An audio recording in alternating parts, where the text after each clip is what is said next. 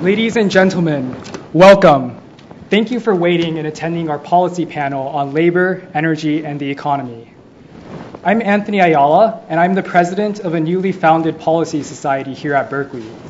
Our mission is to promote multidisciplinary discussion across different areas of policy and their intersections, including foreign policy, economic policy, energy policy. A great thanks to everyone who showed up to attend today and for everyone who's watching on broadcast. We're going to have an extremely lively discussion today about two of the most pressing issues in modern times, inequality and climate change. These two issues underlie many of the big problems that our world faces today.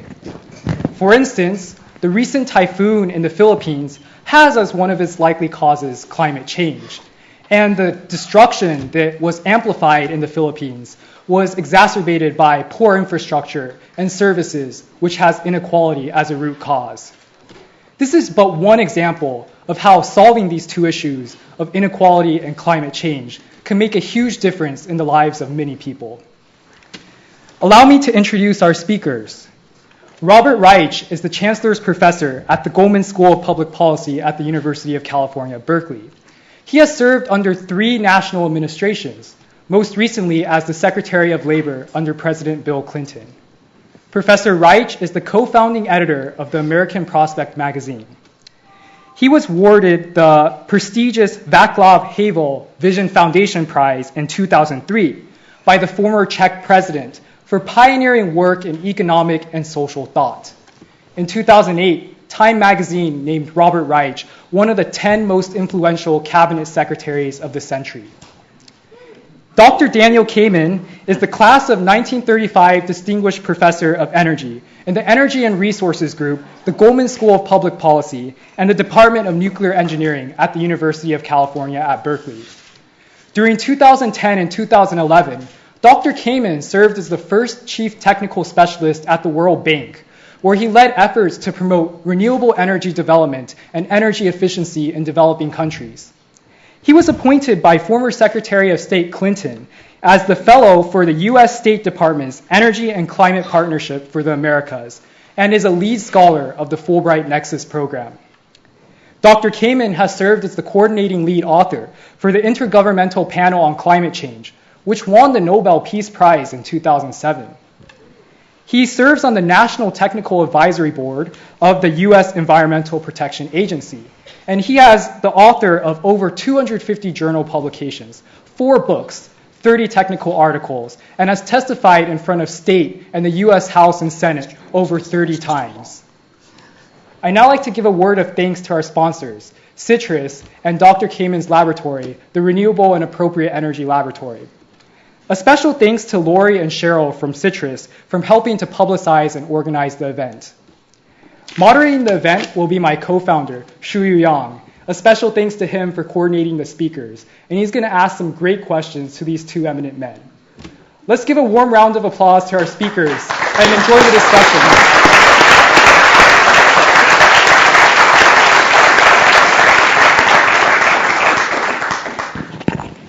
Thank you for the kind introduction, Anthony.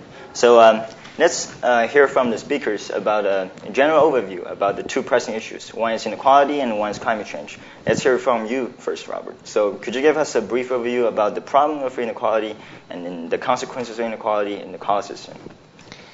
Well, inequality is something that falls through the academic cracks. It is not something that economists normally study. It's not really about efficiency or the business cycle or growth per se. It is more at the intersection between politics, economics, sociology, and many other disciplines, which is why, in my view, it hasn't received quite the attention it should receive, particularly given that every rich country is surging toward widening inequality. And if you control for China, now China is one of the biggest success stories in terms of lifting hundreds of millions of people out of poverty. But if you put China to one side, you see that the world is also surging toward widening inequality. And just to get to the point of this forum, which is enormously important, and I congratulate and thank both of you for your work in putting this together.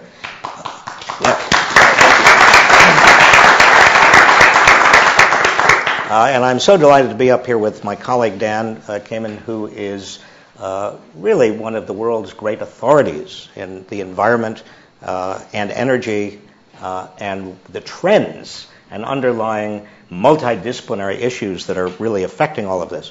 But if you put the two together, widening inequality and environmental degradation, what you see, it seems to me, is the underlying force, or the two underlying forces that together are probably going to be responsible, if they are not already responsible, for much of the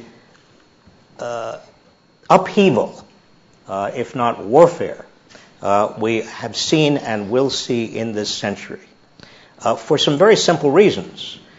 And let me summarize them and then turn it over to Dan, and then we'll have a discussion.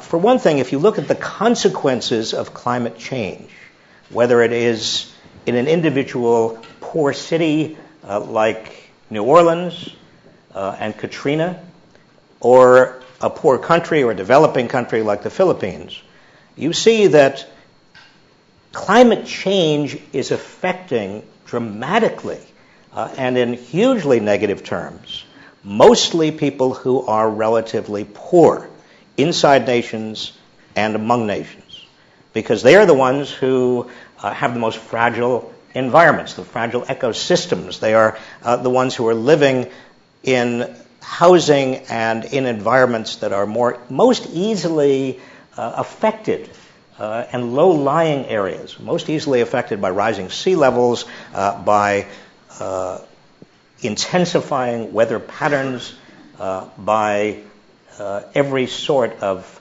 weather system that is making life harder on this planet. You also see simultaneously that the race toward having more guaranteed sources of water, of drinkable water, of arable land, and of food, also consequences of climate change, is again something that the rich and the poor are fighting over and will inevitably fight more over. And when the rich and poor fight over something, the rich win. But there is often a lot of upheaval and some violence and warfare associated with these kinds of fights. And finally, every solution that anybody has come up with also either aggravates or calls into question these issues of inequality of income, wealth, and access to resources. Right now there is a huge, and has been for years, a huge debate between North and South, between the rich north of the world, rich northern countries, and the poor southern countries, in terms of who is actually going to bear the cost of trying to stop climate change. Is it fair, say the poor countries and say developing nations, for us to have to stop our development in its tracks and not get any of the benefits that you wealthy countries, you carbon-producing countries, you polluting countries, have had for a very long time? You need to pay us. You need to pay us off. You need to subsidize us, or at least compensate us for the sacrifices that you want us to make. And that is reasonable, but it comes again into sharp relief. It makes this issue of inequality even sharper and clearer. And when people begin saying, as we hear more and more, there is nothing we can do about climate change except adjust to it. What does adjustment mean? Seawalls? Does it mean solar energy? Does it mean protecting certain cities, protecting certain sections of certain cities? Adjustment takes money. And again, what we are likely to see and are beginning to see is rich countries can afford the costs of adjustment. They can afford to adapt themselves so that they don't bear the huge social suffering that comes with climate change. The wealthy inside countries can also afford to live on the highest ground and do the adaptation, the privatized adaptation that is necessary to deal with climate change. And therefore, there is less political support for general programs and policies such as a carbon tax that will actually or could result in less climate change. Because, again, the wealthy are escaping from the problem, and they have most political power. I'm going to end right here. I can see some of your faces, and it's pretty gloomy. I want you to understand all of this, both inequality, widening inequality, and also climate change, as a challenge, not as anything that will inevitably occur. It's a challenge. It's a huge challenge. The two together are probably the largest challenges we face nationally and internationally. But like any challenge, we are up to it. We can be up to it. Many of you younger people in this audience, you will be in leadership positions in doing something about it, which is why Dan and I and others who teach here spend our time, spend our effort, invest in you. This is not going to be solved easily or quickly. It is going to be up to you. Thanks.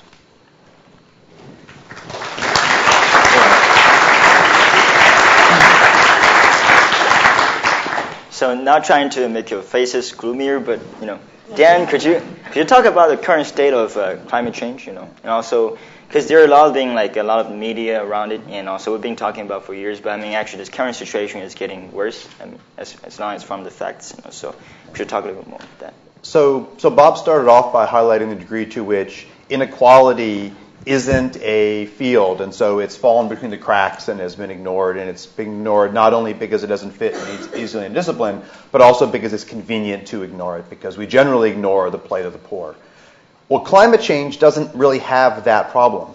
The academic world has done a lot of exceptionally good work on climate change, and we understand in incredibly higher detail than we did even a few years ago not only the climate models, but a lot of the studies going on to look at how climate change is impacting communities. I have a doctoral student right now who has shaped her PhD around a project called the Map of Stories to basically take local examples of climate change all across the Americas and look at those individual cases of sea level rise, acidification, problems with rivers, changes in evapotranspiration, all manner of issues, and put them into the context of what are the trends in those areas. And so the science is doing quite well, and even the groups that assess the science, like the IPCC, even though it has had a couple missteps along the way, it did receive the Nobel Prize in 2007, for which a number of us on campus have worked very hard before and after that time. There's great journals that highlight the results. You can generally find very dire calls for action in a variety of settings that move from science to possible solutions. But we've absolutely failed on the second part, the thing that I think Bob did so well in his film Inequality for All, which is to go from what we know about the issues in climate change to what I would call the science of solutions. And that's where the story has a real break, if you will. And that is the scientific community in general has done a very good job of detailing up the geochemistry, the atmospheric sciences, the change in terrestrial ecosystems, the balances between what we can do to mitigate, to reduce our greenhouse gas emissions, and I'll come back to that in a second, and the degree to which we have to now build a more uncertain but clearly critically needed science of adaptation. And there used to be a debate that if you talk too much about adaptation, that you were giving up and you were just saying, let's just adapt to the world that we're going to create. And that's no longer really true. The scientific community at universities, think tanks, and in a couple governments around the world, not that many unfortunately, have found ways to say, well, we've got to mitigate down. And that mitigation equation is more or less that we have 36 point something years till 2050 to reduce our emissions to 80% below the 1990 baseline. And we're well above that now because we haven't chosen to act. So it's more like a 90% cut. And the way I most often describe that is we need a new industrial revolution. And if the first one took 150 years, we've given ourselves 36 point something years to do it again better. So that's a huge challenge.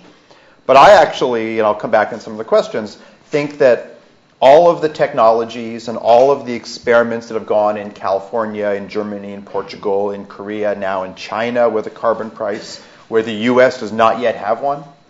China's price is not high enough, but they have one and we don't. And that's a pretty binary and stark difference, that we have a whole variety of scientific, technological, market tools at our disposal, but the scientific community has not found a way to stand up clearly enough and make this a frontline issue. And for all the attention that Typhoon Haiyan and Sandy and Katrina get, the fall off in attention is remarkably fast. And so we have not found a way to make ourselves as climate scientists bold or engaged or active enough to really make this work. And so one of our dearly departed colleagues, Stephen Schneider at Stanford, used to say scientists would fight and fight for 4 minutes or 5 minutes on Ira Flato's Science Friday, which is great. I love going on. But then you get a Michael Crichton going on for 2 hours in a Senate hearing with no evidence behind him saying, well, we shouldn't worry about these things. And so we have not, as a scientific community, done our part of the story. And that's a failing on the academic to action side. But in terms of what we know are going to be the effects, as Bob said, climate change, as assessed by the IPCC, is going to, quote, affect the poor more quickly and more severely than the rich. And that doesn't say just the poorest countries. That's not just South Sudan, Burkina Faso, Nicaragua. That's the poor everywhere. There's more poor in the poor countries, sort of by definition. But we already have issues where the quality of housing and things for people in developed countries, if you're poor, is just as bad as in developing countries. And so inequality aspect of climate change is there. It's often called in the academic world environmental justice, and actually President Clinton signed the first executive order that really brought environmental justice and equality onto the stage. But the academic community has so far, I would say, failed to get a translation into action that's been anywhere near as strong as the problem needs to be, in part because we debate about should we address climate change with a mandate for renewable energy, something we failed to do under all presidents so far. Should we have a cap and trade system? Should we have a carbon tax? California has succeeded so far in its version of that. We need to ramp up our price, but it's on a good trajectory. But we are not doing the rest of the math. We aren't adding up the cost of Katrina and Sandy and Haiyan and others in terms of a carbon damage price we are already paying. We're not adding up the inequalities in healthcare and housing and vulnerable infrastructure. So we are already paying that climate price today, but we're not doing the math. So we're not saying, well, would we rather pay for billion or trillion dollar disasters, or would we rather invest in renewable energy, find strategies to return Everglades and other natural resources to conditions for which they can be buffers for us? We are not doing those equations well. And so the starting point of the conversation is very much that we're paying a climate price now. Every single model, every single assessment says it's going to get higher, non-linearly so the prices will go up dramatically. But we are not responding either in getting our scientific message out there broadly in policy or building the types of coalitions that can allow this to be a frontline issue all the time, not just for the 3 days after a disaster. So we have a long way to go. That's why I'm so pleased that you're all here and so pleased that you highlighted this in a policy forum, because it really is, I think, the nexus of the two key issues for us to address in the coming decades.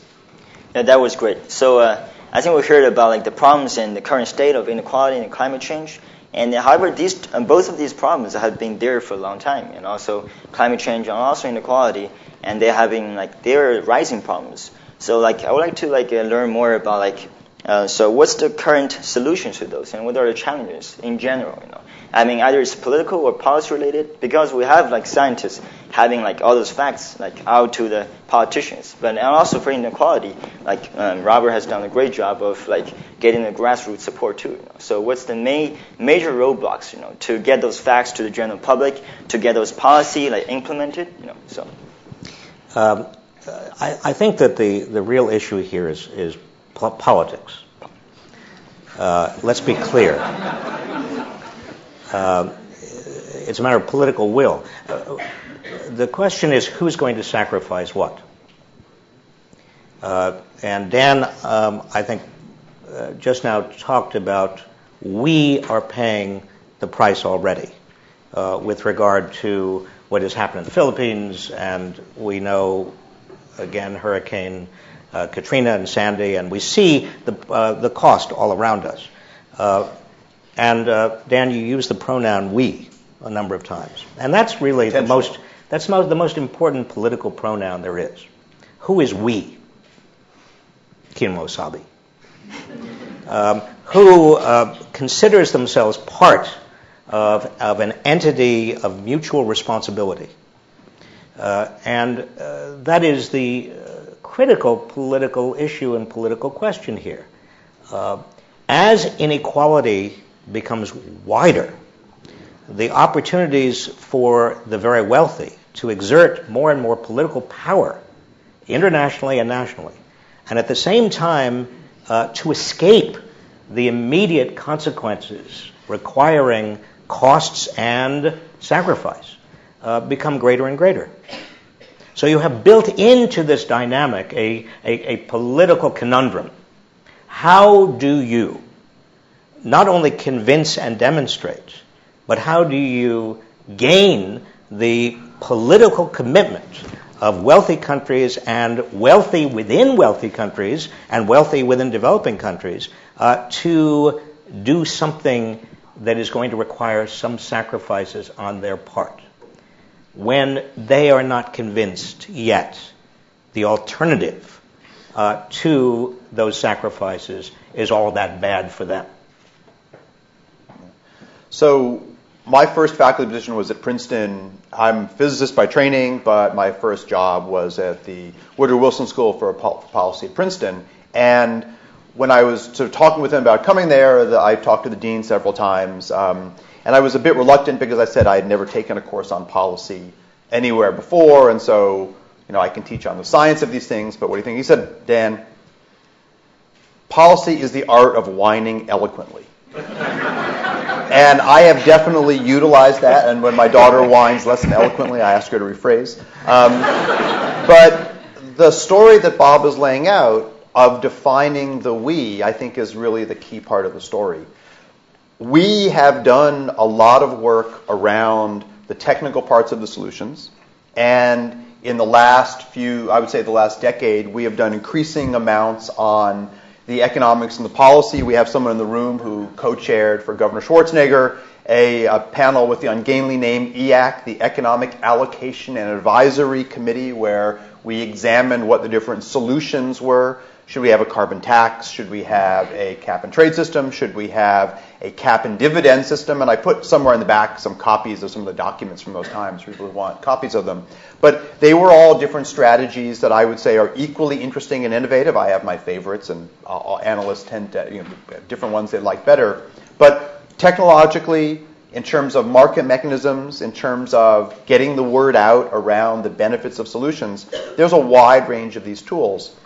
Where the we part of this equation has so far failed is to figure out strategies that don't, as Bob said, just allow the rich to insulate themselves more in the process. And even in the strategies that absolutely make sense long term, we're still having a really hard time doing it. So basically every country that has a strategy to aggressively promote the use of solar, clearly one of the winning technology solutions on the mitigation side, has found ways to subsidize businesses and individuals who are already in the affluent upper end. I don't want to say the upper 1%, but on the upper end of the spectrum, because they own property, they have real estate, they pay large tax bills. And so our mechanisms so far have not been ones that have spread the wealth of these technologies and these policies.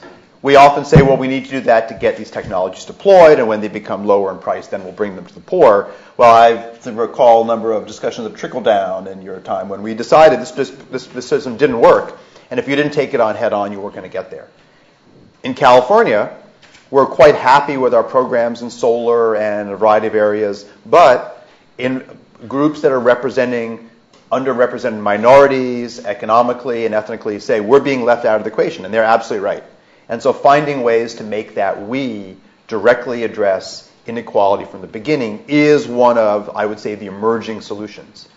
In California, we have a group based in Oakland called Grid Alternatives that goes in and does energy efficiency build-outs and renewable energy build-outs in low-income housing projects using people who are just coming out of prison as the workers installing them. And so they are finding a way to get around that. Recently, well-hyped for good reason, new startup, Mosaic is a company that allows people to invest in clean energy projects with as little as $25. So you're finding a way to democratize these types of solutions. And so we are building up a set of these, and I'm waiting for, or pushing in some cases, but I'm not seeing politicians catching on that this is a way to say, I am for clean energy. We already know that the job creation numbers are much higher in efficiency and renewables than in fossil fuels, including fracking and oil sands and all other technologies that we talk about. The renewables equation is better, but we're not getting that message into the politics story that Bob talked about anywhere near as fast as we should. Yeah, if I can pick up on that, Dan. There are solutions out there that are labor-intensive, that actually create a lot of green jobs. I mean, the whole idea that labor, whether organized or non-organized labor, ought to be against environmental protection is absurd. There are many, many more green jobs if we organize the markets properly, if we have appropriate public investments in green technology and green jobs. Again, it comes back to this issue of politics. And Dan, I liked your definition of public policy as, what was it, organized whining? Eloquent whining. Eloquent whining. But I want to take issue with it. Because if that's Good. if that's what public policy is, I don't want to do that. There's too much whining. Partly because I'm fairly conspicuous, given my height, and I do things on television. I very often complete strangers, come up to me, usually in airports, and it's as if we have been in a conversation for several weeks. They come up to me and they say, "So what are we going to do?" I have no idea what they're talking about. That's a good use of we right there. Yeah, so. It is. I admire and appreciate their use of we. But generally speaking, what they come up to me and they do is whine. They whine. I am the recipient of extraordinary amounts of whining. Even though I can't even do anything about any of these problems, it's still, I become a whining receptacle. And I think we have too much whining. What we don't have is organizing, mobilizing, energizing. Nothing good happens. And I can say this because I've been in Washington for a long time, in and out of Washington. Nothing good. You can have very good people in Washington, but nothing good happens in Washington or in state capitals or in other nations' capitals unless good people outside the officialdom of these places are organized and mobilized and energized to make sure these good things happen. And it really is a matter of stopping our whining and starting political organizing. I mean, we can have a lot of good policy discussions. I, for example, my favorite one, because it deals with both the environment and also inequality, is a carbon tax whose revenues are basically reallocated to people on a equal per capita basis, kind of a dividend. Well, how do you get that going? How do you actually demonstrate to politicians nationally and internationally that that's a good thing to do? How do you organize to make sure that demonstration occurs? That's the level of discussion we're not having. So I love this one because we wrote an op-ed in the LA Times a couple years ago. Garrett Gruner and I wrote one where we argued that one of the many tools you could use would be to have the proceeds of a carbon fee go into savings accounts for individuals for them to use if they didn't put them to good use in investing in efficiency and renewables and cleaner cars and things that were quite easy to track, that if you didn't use it, the government would sweep that account and they would use it, and that was a nice motivation. And that got some interest in Los Angeles. There was an effort to put it in, a version of that into place. And actually, when this committee I referred to before, set up by Governor Schwarzenegger, his preferred policy, not the one that we ended up putting into effect, was in fact this idea of a cap and dividend, where we would, in whatever mechanism, collect the fee on emissions, and that would be given back. In fact, the paper I put in the back, and whether it's in the back table or outside, I'm not sure, was one where we said, why not do something so that everyone within 150% of the poverty line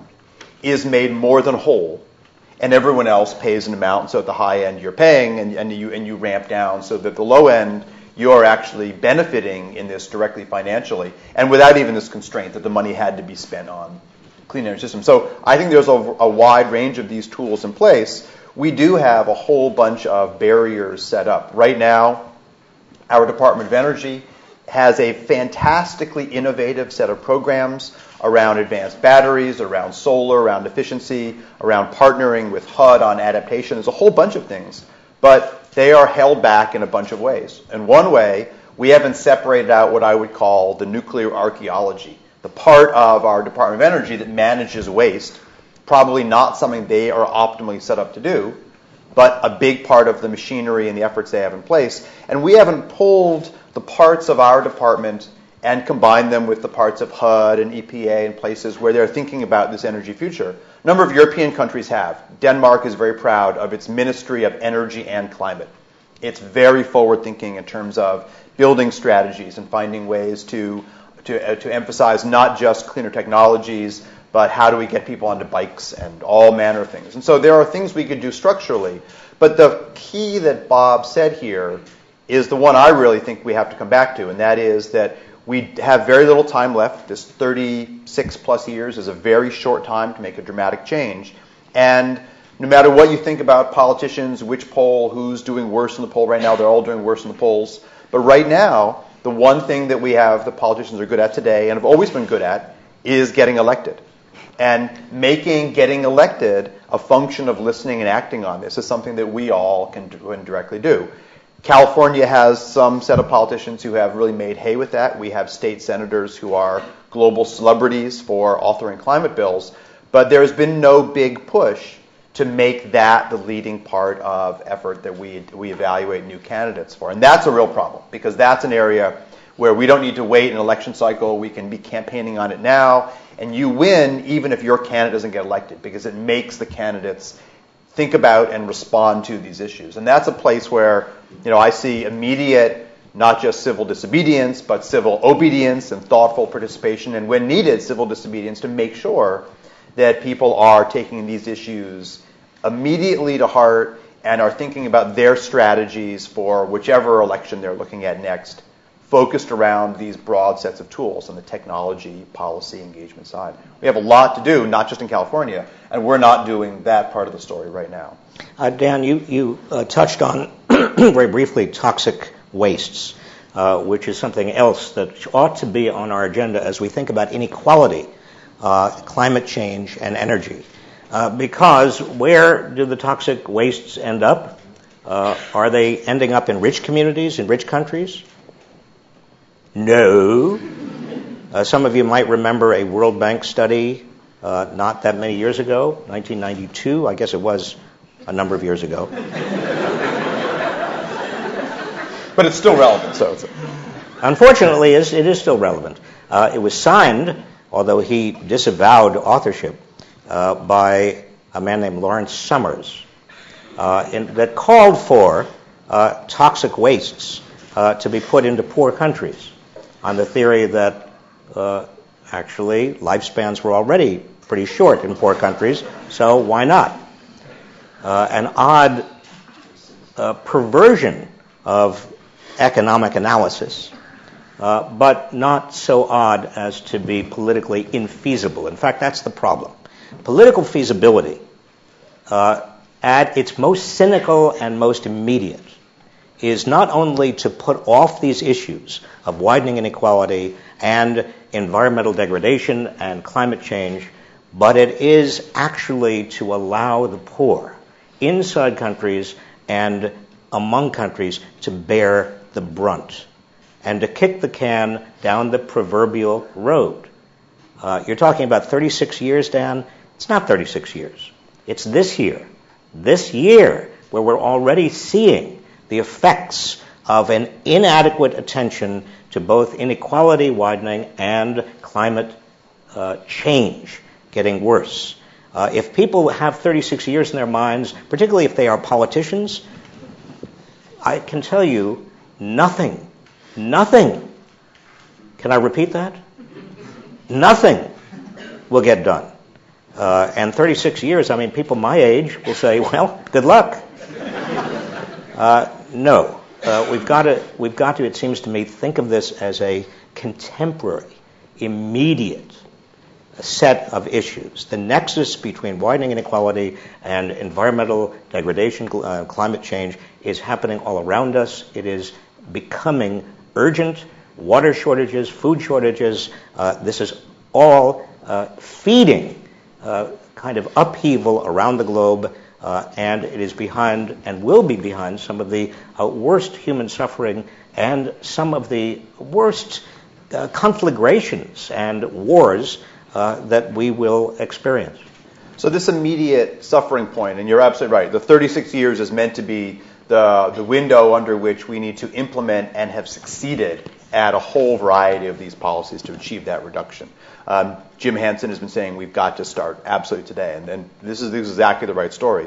What's interesting about the debate here is that as we look at what the technologies that will put us on those cleaner paths are, distributing what we know about energy efficiency, where we can often see payback times in the order of weeks to months for some of the investments in better lighting technology, better windows, payback times of years for solar and geothermal and wind. These are things that you not only have payback times that are now very competitive, but also the time to implement these things because they're distributed and smaller scale and don't get into the paralysis around massive project issues that we see for lots of big projects, that there's another opening here to make these changes right away. And actually, as we see places that decided we want to ramp up and become a global leader, for example, in wind, in less than a decade, Korea went from 0 to 10% of all electricity from wind. They did it at the same time they ramped up manufacturing of wind turbines, export of wind turbines. They literally went from a non-player to a leader in under a decade. And so you can really make these changes happen. And that story as well, where you get those job ramp-ups, not in some dribble over time where my numbers were right, but you're really spreading it out over decades. Korea received those job benefits in a big lump because the heavy industries in Korea ramped up right away. Those are the types of opportunities that, again, we're not seeing that part of the story having the kind of the weight in the discussions, not just in Washington, D.C., in Europe, but also in the climate meetings going on right now in Poland, that they absolutely should, because those stories are not based on models. That's based on the real experience of countries around the globe. And so, again, it's not just PR, but we are not doing a good job of PR for things that we now know to be climate beneficial today. Should we open it up? I guess we have one more question for you guys, and then we'll open it up. So these are great points you guys mentioned. So I guess there's the general context is this. We have this climate change and inequality. And to adjust to or to improve the problem of climate change, I mean, one is by carbon reduction, and second, we can, like Dan said, we can develop clean tech, for future planning, to create jobs, to create green economy. However, the problem here is that, I mean, it's political, and even we have good policy, we have good technologies, but we need to have politicians to go into the public sector and also to enable the private sector to do something. California has been doing a great job because they have invested a huge amount of money in clean tech, and it's been a success. And however, the problem here is that how we actually involve everybody in this country, to let's say to get involved in this political movement. In a way, policy is related because as Dan and Robert mentioned, we have cap and div, and also that was a good example because cap and div make everything transparent. So people, consumers, they can see the benefit of using that policy. So the question here is that for both of you guys, how to actually use policy to design a policy and to incentivize people, not just in the private sector, everybody, people who are poor, actually, who have little power to fight against politicians, to get involved in this political movement, to incentivize them, to do something. I mean, not just worry about like everyday food and everyday needs. Well, I think that the question, with due respect, begs the point. That is, you can design a market that has all the right incentives in it. But how do you get the politicians to design the market? How do you get the political will to do what has to be done? I think that's at the center of this discussion. We do tend to go back to policy design, and I understand that. That's what we do. That's what I do. That's what I teach at the Goldman School, and that's there's some aesthetic satisfaction out of coming up with a lovely policy design. And we can talk policy, and I'm perfectly happy to talk incentives and policy here. Maybe most of you are more comfortable talking about that. But it's almost impossible to talk about it without talking about inequality. I mean, even solar. Dan referred to this before. So you have solar incentives. Who is going to pick up the solar incentives? Mostly upper middle class and wealthy people. And the logical endpoint is that you've got systems that are essentially stranded infrastructure that has already been invested in, and who gets stuck bearing the cost of that stranded infrastructure? If the wealthy are all going off in their own little solar technologies, that stranded infrastructure starts getting paid for more and more indirectly by the people who are middle, lower middle, working class, and poor. It's invisible. Nobody actually sees this. It's not a policy design. But unless we are actually keeping in mind the question of who is paying and where in the income ladder they are from, something we do not keep, in my view, enough in mind in our policy discussions, then this is going to get lost, and politicians are easily going to overlook it because the poor and the lower middle class don't have very much of a voice. They're easily overlooked because they are invisible. Just to give you one example of this, because the last couple of weeks I've been very aware of it. In Washington, every time I try not to go to Washington very often because it's kind of depressing, honestly. But in Washington this past week, there's been almost a sense, believe it or not, in terms of macroeconomics, in terms of the recovery, a sense of almost euphoria because the stock market has gone ballistic. I mean, the Dow Jones Industrial Average broke through the 16,000 mark, and I was in Washington the day it did that, and people were smiling. Everybody's kind of walking around and kind of upbeat. Well, what people are not getting is that, the 10% richest Americans have 80% of the shares of stock. I mean, most people really don't have any shares of stock. Their major asset, to the extent that they have any assets at all, their homes. And housing values are, in some parts of the country, beginning to turn around, but many parts of the country, they're continuing to stagnate. And even if they're starting to turn around, they're still miles below what they were in 2006 and 2007.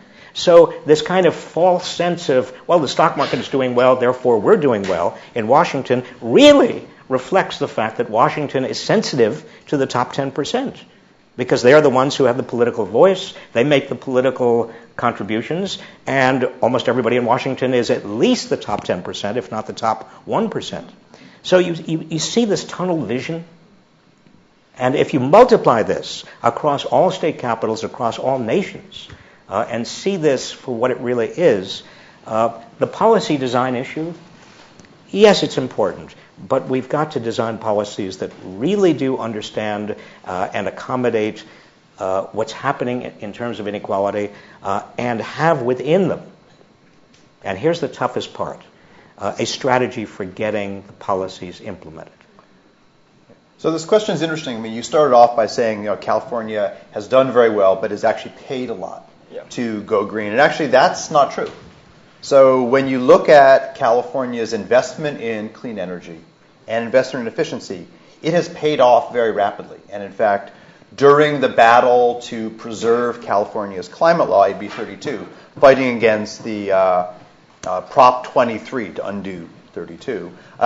Assessments were done by a whole variety of groups all across the state, and it came out again and again that investing in a clean energy economy was net revenue neutral or a net positive, depending, I mean, there's a lot of parameters to the story, but it was a net positive, and job-wise, it was a bump up. And so California has invested, I would say, a lot of thought in what to do, but financially, it was a win.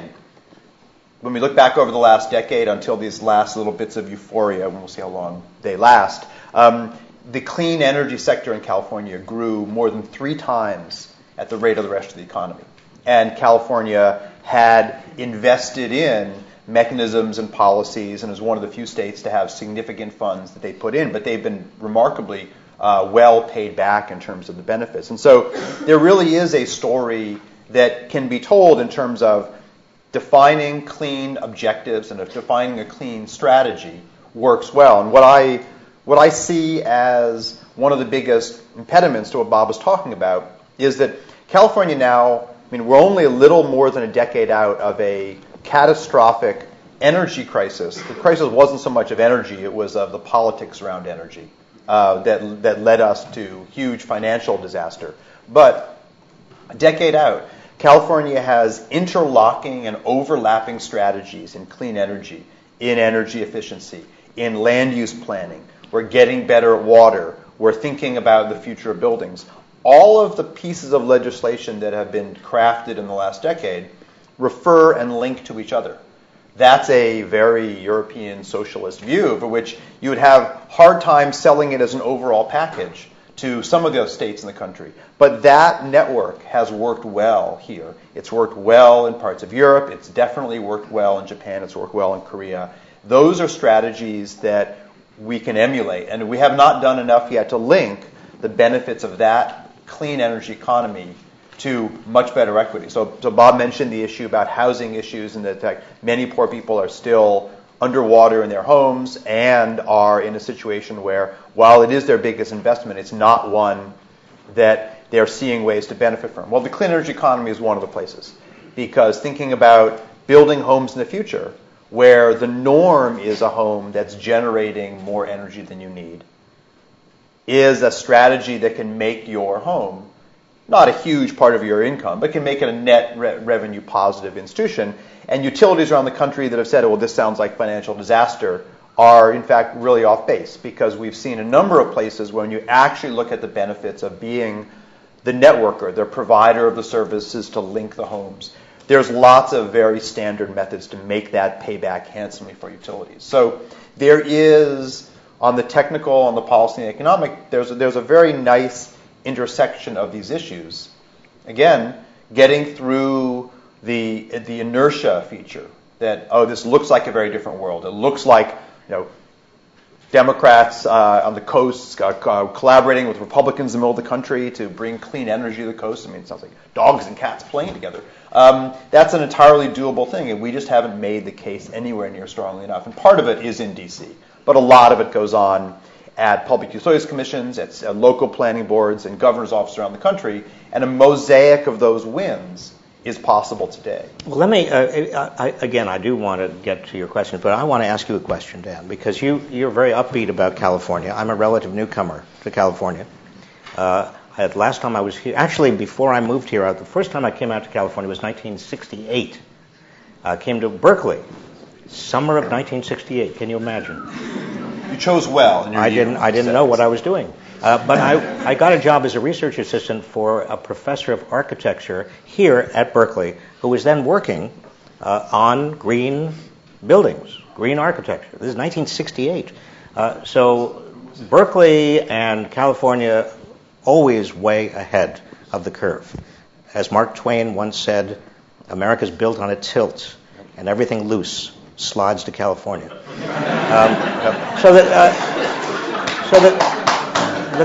The real question is what was learned? What has been learned politically in terms of how to do this that is replicable politically elsewhere?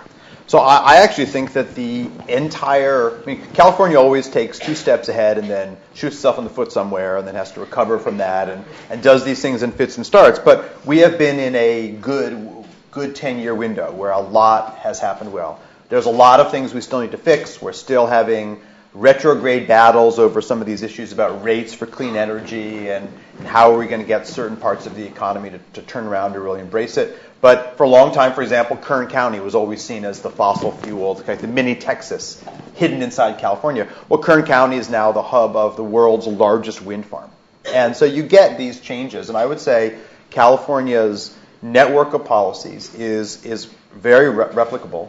But the other thing is that the strategies that come out of cleaner buildings that are carbon neutral, that are actually easier to operate than old buildings, we're seeing that everywhere in the world. You go to Scandinavia and you see buildings that are basically designed in a collaboration between the thinking in California, the thinking in Scandinavia. We're seeing in parts of China now, eco-blocks. We have an expert on eco-blocks in the room, Harrison Fraker. There's a whole variety of redesign around these issues that are making our built infrastructure as well as our policy infrastructure working better here. What we're not seeing is what you and I started out with, and that is telling the stories of these successes in economically replicable ways without waiting for stimulus package number 2, which I'm not sure soon how we're going to get that one. That story has not worked well. And we are not seeing this as pervasive a process as a waiting for lumps of resources. And this has to be much more than take advantage of some blocks of money. It's got to be a new basis for investment. And that part of the process we're way behind on. I see one gentleman already raised a hand, so we'll just open up for Q&A. worked with President Al Gore, who, as you know, lost his presidency to President Ralph Nader. So talk about these guys' success with policy and politics and inconvenient truth. And, was there ever, do we need another Nader's Raiders group on this issue? The most, arguably one of the more powerful groups in American history for sustained change. The question, I think, is do we need the analogy of another Nader's Raiders movement or group? Where did they do right? Where did they do wrong? Did Al Gore pay a big political price for what he did? I don't think Al Gore. I'm trying to get a beam on what your question is. It has a lot of different. It's one of those wonderful questions. You can answer anything, and it's responsive. I think Al Gore did not pay a political price. I was there in the White House at many cabinet meetings when decisions were made about BTU tax or not a BTU tax or what to do on energy. My impression very strongly was that Al Gore kind of pulled his punches a bit because he had his eye on the 2000 election. This was during the Clinton administration, and didn't want to be labeled as the tree hugger, which he was labeled as anyway. But so that to be labeled as the environmentalist is unfortunately in the public's mind to be labeled as a politician who is either somewhat unrealistic or anti-labor or doesn't really understand how difficult things are to do, a little bit naive. That is changing slowly. I mean, the culture of Washington is, again, slow to catch up. But on your Nader's Raiders part of the question, I would say we definitely need a political movement that features the degree of organization and strategy and patience and sequencing of victories, small victories that lead to larger victories, both on the environment and on widening inequality, and particularly the nexus between the two. That's the only way we're really going to see change. Yeah. So on this point, I mean, I tend to call it the myth of expensive green. And that if you are the tree hugger, then by definition, you don't do good fundamental economic analysis. The things that you'll buy into Governor Brown was Governor Moonbeam, and Al Gore got this label as well. But that story has changed. And the part of the dialogue that has to be much more central is these rapid payback times for green projects, the co-benefits. And one of the things hampering this process is that if you look at only the most traditional measures, if you ignore job creation, if you ignore health, if you ignore the ability to rebuild poor communities, can you describe a good green project as one that is not as profitable as a dirty one? Absolutely.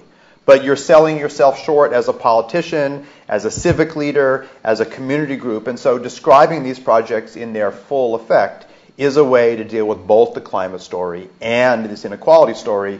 And we have precious few politicians who choose to do so and who are armed by us and others to do that. And that's a place where I think you can make hay. You don't have to wait for anything. That's available right now. Yeah. Could I comment on that? Harrison Fraker, I'm the chair of ERG. So I think there are two really key things here. One is to learn from the Tea Party and create our own ICE party, which is inequality, climate, energy, and environmental degradation.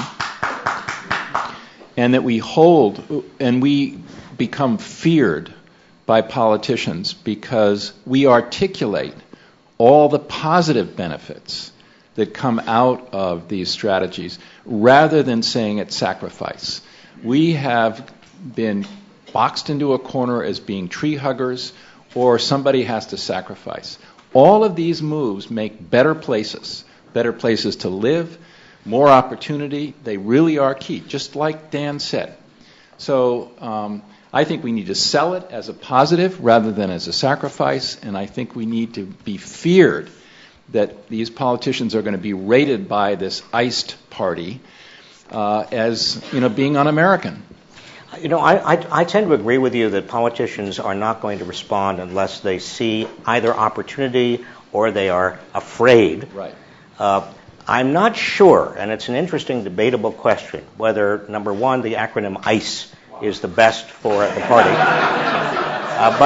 But more importantly, I'm not sure that a platform and a set of messages that says effectively nobody has to sacrifice is the best one. Because I don't know, I think a free lunch, I think the public is so skeptical and cynical of the idea that there are free lunches that the minute it turns out that actually there may be some sacrifice involved, we see this with healthcare and the Affordable Care Act, then suddenly the entire proposition becomes suspect. I think a more realistic statement would be there are some things we can do right away where, as Dan said, the benefits exceed the costs. There are other things that may require pulling in our belts a little bit in terms of making a few, if you don't want to use the word sacrifices, at least being more socially responsible to each other. But it's a package, and we, in terms of the greatest challenges we face on widening inequality and on climate change, have got to get on with. So we know one version of this as well is that as depressing as either of these pieces alone, I actually think that the inequality one is a much harder problem to solve than the climate one, because I do think we have the tools, we just haven't laid them out yet, whereas inequality resides somewhere in a more fundamental area of greed, that we don't really have good policies to deal with greed yet. But a piece of the story right now is that the U.S. and China are half of the world's energy consumption and greenhouse gas emissions. And so as slow and as frustrating and as useless as the climate negotiations have been so far, if these two countries get on a reasonable path, it's game over. We get a solution because if the U.S. and China figure out that they both have huge renewable energy resources, it happens to be far from the population centers in each country, so we're going to need to think about infrastructure as part of the solutions. We have huge opportunities of exporting these technologies in terms of patents and innovation and universities, both great here and some great and a lot on the rise in China. There's an equation where U.S. and China can literally clean up by cleaning up. And that story has not been anywhere near as front and center in how do we get to a solution. Because the U.S. and China can more or less say, we're going to solve this problem, we're going to profit most, everyone else get in line, and you can get there. And that's a situation where there are things China needs to learn from us, and there's things we need to learn from China. And getting a president, a vice president, as cabinet secretaries to say that first in private to their Chinese colleagues, and they've done some of this, and then publicly, that can change the story in a heartbeat. Silence. So we have a question here. Hi, Janice Lynn from the California Energy Storage Alliance and the Global Energy Storage Alliance. Thank you. I really appreciated your framing the issue around who is the we, and how do you get alignment on folks agreeing where we have common issues and how we can solve it together. And it seems to me that one of the big areas of mismatch is an understanding of the true costs and the benefits. So I have heard that in the aftermath of Hurricane Sandy, there's been an effort in New York to quantify the cost of resiliency. And I'm wondering if you guys could comment on that, if there's any news or updates, A, and B, to what extent could we use that issue, just the real hard costs of resiliency, as a bridge builder between those who believe and those who don't? So let me jump in on this one. So New York City does have a really aggressive climate plan, and there's a lot of really important pieces of it. And in terms of coastal damage, there's been some real good assessments that have been done. I would be a little reluctant to make that a lead theme for the reason that the costs and the benefits of resilience are hard to quantify still. It's an early stage area. In terms of some of the basic numbers, damage on the coast, you can do those numbers really well. But you pin yourself to a very, very nebulous range. It's not a number. It's a very big range that New York City and Long Island have been looking at. I think that the part of the story that does have a lot of resilience, that does have a lot of salience, is that we are costing our big population centers long-term costs, drawbacks in productivity by not planning around these issues, and that if you plan, it's not very expensive to do any of the things. The issues to make sure that our urban infrastructure is better suited is not something that looks like it's got a massive price tag. It's something you build into long-term planning. California is doing this now by saying we want all homes by 2020 to be net zero energy, and by 2030 all office buildings. And that's an example of a policy that Florida and New York have both looked at as a place to build in, and giving yourselves those years to get that policy in place, I think, is one of the features. So I would highlight it as an issue, but I wouldn't want to make the numbers for that a lead part of my argument. Let me just respond also. Bill de Blasio, it seems to me, will be an interesting case in point in terms of what he represents, whom he represents, what we means in the context of a de Blasio administration in New York, because he made inequality the centerpiece of his campaign and won a landslide election. Now, environmental justice did not figure into that election, even though there was Hurricane Sandy. It will be very interesting to see what he says, what his advisors advise. The easiest thing to do, the easiest path, again, is adaptation for those who really are politically most powerful. But if he succeeds in changing the dominant conversation in New York, and presumably that dominant conversation has already changed to some extent because he wouldn't have been elected otherwise, then maybe the sense of we and what adaptation or resilience means to whom can have a more robust quality to it that could be replicated elsewhere. Hi. First of all, my name is Subin. I'm a student at the law school. I just wanted to thank you both for drawing attention to this issue and speaking today. I was particularly moved by both of your comments on how this is a challenge, it's not inevitable, and how there's been a failing in converting academia to action. So I'm particularly interested in the role of our university, and wondering if we truly feel this is a catastrophic issue and crisis, what the role of the university is in regards to our funding, our investments, our endowment, and what your thoughts are on the the ethical imperative, if we truly believe in the problem and we truly believe in the possibility of a solution, whether we should allow our endowment investments to be invested in the fossil fuel industry or companies that both perpetuate the problem and are part of the political roadblock to a solution that has been the emphasis of what you both have raised is a key challenge. I'll give you my perspective. I think that from a symbolic, what one university, even Berkeley, even a number of universities do with regard to investments is not itself going to change anything, but it has a tremendous symbolic importance. We saw that with regard to apartheid in South Africa. So from the standpoint of sending symbolic messages that could have some political significance, yes, by all means. I think that disinvestment, to me, for that symbolic reason, makes a lot of sense. But that's not the role of a university. I wouldn't stop there.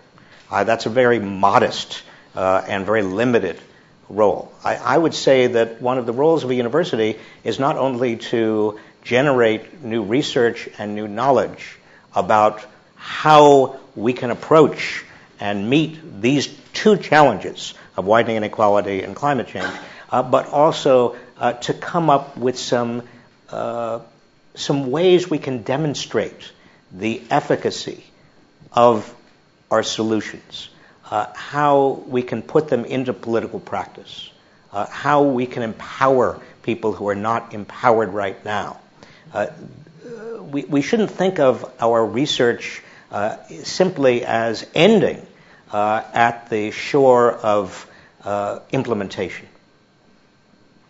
So I think I would go a little further on this line. And I think that not only is there an important signaling effect, and a number of groups in South Africa highlighted when UC Berkeley said they were going to divest, that was important because it allowed them to talk to other universities. It set up a dialogue around the opportunities, the benefits of divesting. So I think there is an important symbolic value. But the other feature is that there's a huge benefit locally. California is still the epicenter of investment and innovation in clean energy solutions. Berkeley and Stanford go back and forth of being number one and number two in the world, quarter by quarter. I think 2 days ago we got the announcement that we had edged in front of Stanford in terms of the number of clean tech firms, and the quarter before it was Stanford. So we, the two great Silicon Valley universities, are the leading area, and right now California is 40 to 45% of all venture capital money in clean energy comes through this area. So it's not just we should do it symbolically. And to be honest, it's pretty easy here because we're in a state economy that is already very far along. And so financially, I don't think there's much of a hit here.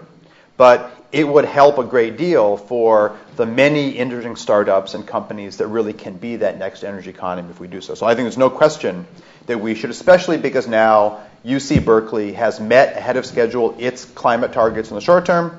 The president of the UC system, Jan Fontana, has also said that we're going to go carbon-free for the whole system. So we should be doing that, and as Bob says, at minimum. The next part of the story, though, is the harder one, and that is that divesting and moving into these areas has a big signaling effect, but we also want those big energy companies that have big fossil fuel investments to see paths, whether it is with universities that are still invested in them or not, to look at what the energy future is that they want to be part of. And it really should be a case of, here are the places where we're investing, where UC Berkeley and elsewhere are putting their money, putting their students, and there is a big future in those areas. And if you want to grab those best students, you will be a big player in this area. And that signal we also need to send, because we need not just the capital, but also the knowledge and know-how, the advanced degrees of the many, many people who are in the current fossil industry. We need them to decide they want to pivot, not just they're dinosaurs and they need to take all the money they can now and then kind of run. I mean, that's the other part of engagement. I think the best way to do that right now, given where California is moving, is to divest, but also to demonstrate that the more you move along, the more we will find places to engage with our great graduates in this area. Let me just add one more final word here. It's not going to be the final word, I hope. But we are surrounded, the University of California, Berkeley is surrounded by examples of environmental injustice. You don't have to go far to find, for example, poor families where the children are suffering from asthma because the only decent housing they can afford is right next to the highway. And the lights go out. You're too still, I think, is the answer. Yeah. So I think it is important for us as a university, as students and faculty and others, to not only be sensitive to what is happening within a few miles of our campus, but also be part of the solution to correcting some of this stuff. So let's have one more question. Thank you for your incredible perspectives. I'm, again, a student from the law school, and my question to you is, what do we need to do in terms of earlier education? And I know both of you, as eminent individuals, have come back to educate, to teach at some of the great universities in this nation, and to spark action. But what can we do at, say, a high school and even at an earlier stage across the world to create a generation of leaders who are willing to work together and have the political will to bring the change? And I ask this as a law student because we're currently working on an initiative, a nonprofit social network, to connect students in about 100 nations with the United Nations to discuss some of these issues and to talk with each other about those. So I'm looking for your perspectives. Thank you.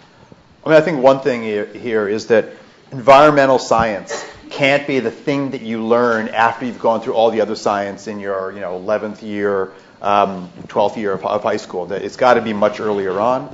And I get a flood, an unanswerable set of emails from schools that say, private schools that say, we want to divest, and what are the tools and information so they can think about it at private schools around the country, and what can public schools do to work with their municipalities that are often very, very strapped financially to find the benefits of rewarding carpooling and rewarding using mass transit and finding opportunities to take advantage of state and other monies that are available to make their schools more efficient and to green them and to use that as a teaching platform.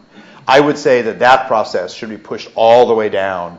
I have a lower school student myself, and her science projects are all about green. I think she's not doing it just to keep me happy. But I think that you see this more and more, but we haven't built enough tools to aid them yet. I mean, there are people who are now making it their passion. We have a local Berkeley resident, Paul Chapman, who has been doing school surveys around the country and looking at what the lessons have been. But we need a lot more of that because this can't be the add-on at the end of your education, your primary education. It's got to come early.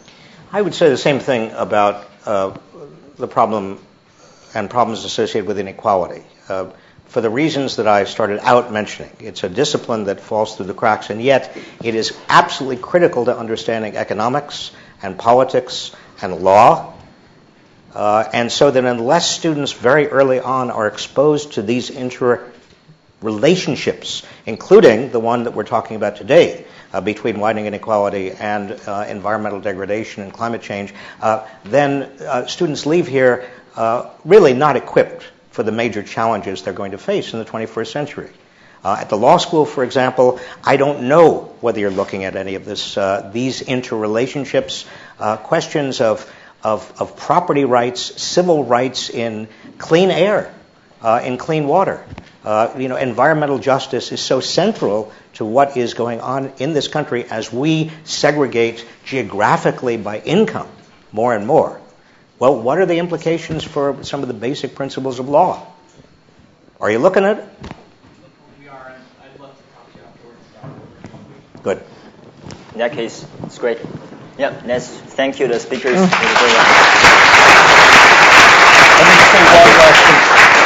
one last comment. I'd just like to thank our two co-presidents of the policy group. I think Robert raised a great point. I think it's important to look at the interdisciplinary nature of a lot of pressing issues nowadays.